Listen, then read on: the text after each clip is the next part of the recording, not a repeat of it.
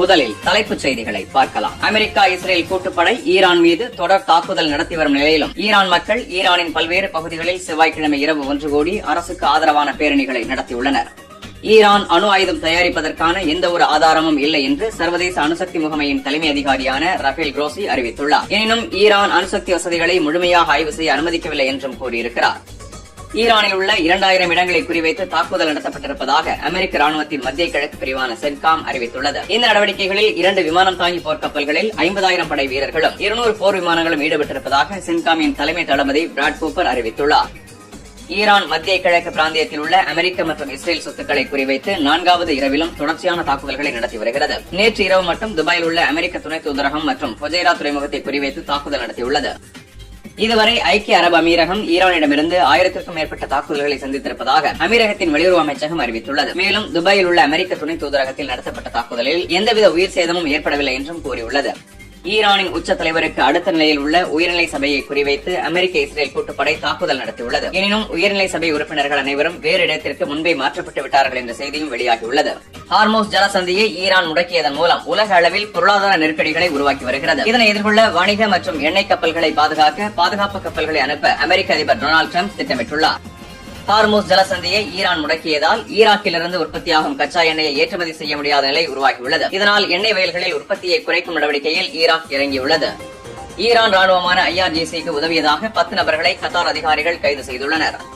கடந்த சனிக்கிழமை ஈரான் மீது இஸ்ரேல் தாக்குதல் தொடுக்க இருந்த நிலையில் இஸ்ரேல் தாக்கினால் ஈரான் மத்திய கிழக்கில் உள்ள அமெரிக்க தளங்களை தாக்கும் என்பதால் முன்னெச்சரிக்கை நடவடிக்கையாக ஈரான் மீது அமெரிக்கா தாக்குதல் நடத்தியதாக அமெரிக்க வெளியுறவு செயலாளர் மார்க்கோ ரூபியோ கூறியிருந்தார். அதற்கு மாற்றான கருத்தை டொனால்டு டிரம்ப் கூறியுள்ளார். அமெரிக்க படை இஸ்ரேல் படையுடன் இணைந்து ஈரானில் தாக்குதல் நடத்துவதற்கு தான் உத்தரவிட்டதாக அமெரிக்க அதிபர் டொனால்டு டிரம்ப் கூறியுள்ளார். மார்க்கோ ரூபியோ கருத்துக்களை முன்வைத்து அமெரிக்க எதிர்க்கட்சியான ஜனநாயக கட்சி உறுப்பினர்கள் ஈரான் அமெரிக்காவிற்கு உடனடி ஆபத்தாக இல்லாத நிலையில் இந்த போர் டிரம்பின் விருப்பத்திற்காக நடத்தப்படும் போர் என்று விமர்சித்துள்ளனர். மேலும் அமெரிக்கர்களுக்கு நீண்ட நாள் போர் நடைபெறுவதில் துளியும் விருப்பமில்லை என்றும் ஜனநாயக கட்சி உறுப்பினர்கள் கூறியுள்ளனர். ஈராக்கில் ஈரானின் ஆதரவு பெற்ற கத்தைப் ஹெஸ்புல்லா அமைப்பு ஈராக்கில் உள்ள அமெரிக்க தளங்களை குறிவைத்து பல்வேறு வான்வழி தாக்குதல்களை நடத்தி வருகிறது.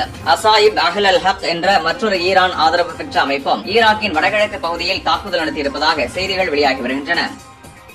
லெபனானுக்குள் தரை வழியாக படையெடுக்கும் இஸ்ரேலை பிரான்ஸ் அதிபர் இம்மானுவேல் மேக்ரோன் கடுமையாக எச்சரித்துள்ளார். வடக்கு இஸ்ரேலில் ஹிஸ்புல்லா தொடர் தாக்குதலை நிகழ்த்தி வரும் நிலையில் இஸ்ரேல் படை தெற்கு லெபனானில் உட்புக முயற்சி செய்து வருகிறது. இது ஆபத்தான மற்றும் தவறான முடிவாக இருக்கும் என்று பிரான்ஸ் அதிபர் எச்சரித்துள்ளார். இனி விரிவான செய்திகளை பார்க்கலாம். அமெரிக்க அரசியல் அரங்கில் பெரும் அதிர்வலைகளை ஏற்படுத்தியுள்ள ஒரு சர்ச்சை தற்போது உலகளாவிய கவனத்தை ஈர்த்துள்ளது. அமெரிக்க வெளியுறவு அமைச்சர் மார்க்கோ ரூபியோ வெளியிட்ட கருத்துக்கள் சமூக ஊடகங்களில் கடும் எதிர்ப்பையும் விவாதத்தையும் தூண்டியுள்ளன. குறிப்பாக ஈரானை சுற்றியுள்ள பதற்றம் மற்றும் மத்திய கிழக்கில் அதிகரித்து வரும் ராணுவ நடவடிக்கைகள் தொடர்பாக அவர் தெரிவித்த கருத்துகள் அமெரிக்கா நேரடியாக ஒரு மோதலுக்குள் இழுக்கப்பட்டு விட்டதா என்ற கேள்வியை எழுப்புகின்றன. விமர்சகர்கள் கூறுவதாவது, இந்த போர் உண்மையில் அமெரிக்காவின் தேசிய நலனுக்காக அல்ல, மாறாக இஸ்ரேலின் பாதுகாப்பு மற்றும் அதன் தந்திர நாயக நோக்கங்களுக்காக நடத்தப்படுகிறதா என்பதை மக்கள் மத்தியில் பெரும் விவாதமாக மாறியுள்ளது. பிரிட்டனின் பிரபல நாளிதழான டெய்லி மெயில் வெளியிட்ட தலைப்பு இந்த விவாதத்தை மேலும் தீவிரப்படுத்தியது. கோப அலை என குறிப்பிட்டு ரூபியோவின் கருத்துக்களை மிக மோசமான ஒப்புதல் என விமர்சகர்கள் சித்தரித்தனர். சமூக ஊடகங்களில் வைரலாக பரவிய பதிவுகள் அமெரிக்கா தனது வெளியுறவு கொள்கையில் சுயாதீனமாக செயல்படுகிறதா அல்லது அது இஸ்ரேல் நாட்டின் நடவடிக்கைகளால் பாதிக்கப்படுகிறதா என்ற கேள்வியை முன்வைத்தனர். பலர் இதை ப்ராக்ஸி போர் என அழைத்து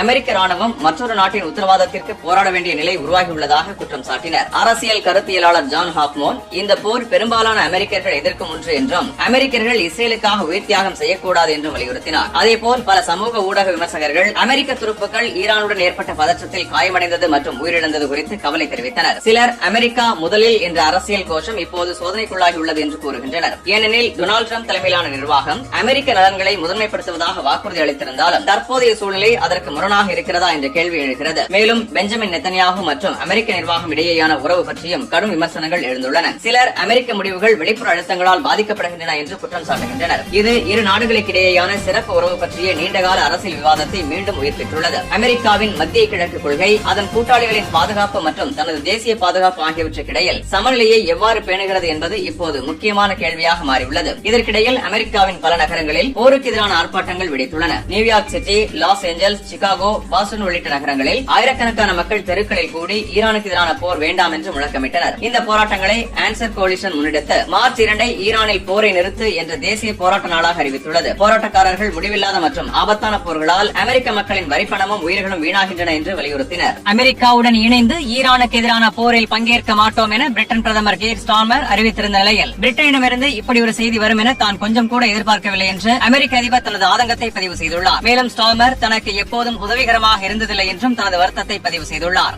குவைத்தில் உள்ள அமெரிக்க தூதரகம் தங்களது செயல்பாடுகளை காலவரையின்றி நிறுத்தி வைப்பதாக அறிவித்துள்ளது. மறு உத்தரவு வரும் வரை அமெரிக்க தூதரக செயல்பாடு இருக்காது என்றும் தெரிவிக்கப்பட்டுள்ளது. அன்றாட வேலை முதல் அவசர சந்திப்பு வரை அனைத்தும் நிறுத்தி வைக்கப்பட்டுள்ளதாக அமெரிக்க தூதரகம் அறிவித்துள்ளது. சவுதி தலைநகர் ரியாதில் அமெரிக்க தூதரகம் மூடப்பட்டதை தொடர்ந்து கனடா தூதரகமும் வெள்ளிக்கிழமை வரை மூடப்படுவதாக அறிவித்துள்ளது. ஈரான் மீது இஸ்ரேல், அமெரிக்கா நடத்திய கூட்டு தாக்குதல் சர்வதேச விதிகளுக்கும் சர்வதேச உறவுகளுக்கான அடிப்படை கோட்பாடுகளுக்கும் எதிரானது என்று சீன வெளியுறவு அமைச்சகத்தின் செய்தி தொடர்பாளர் மாவோனிங் தனது கண்டனத்தை பதிவு செய்துள்ளார். மேலும் அணுசக்தி தொடர்பான பேச்சுவார்த்தை அரசியல் மற்றும் ராஜதந்திர ரீதியில் மீண்டும் தொடங்கப்பட வேண்டும் என்று சீனா தரப்பில் வலியுறுத்தப்பட்டுள்ளது. மேலும் அமைதியான முறையில் அணுசக்தியை பயன்படுத்துவது அந்தந்த நாட்டின் உரிமை எனவும் சீன வெளியுறவு அமைச்சகத்தின் செய்தி தொடர்பாளர் கருத்து தெரிவித்துள்ளார்.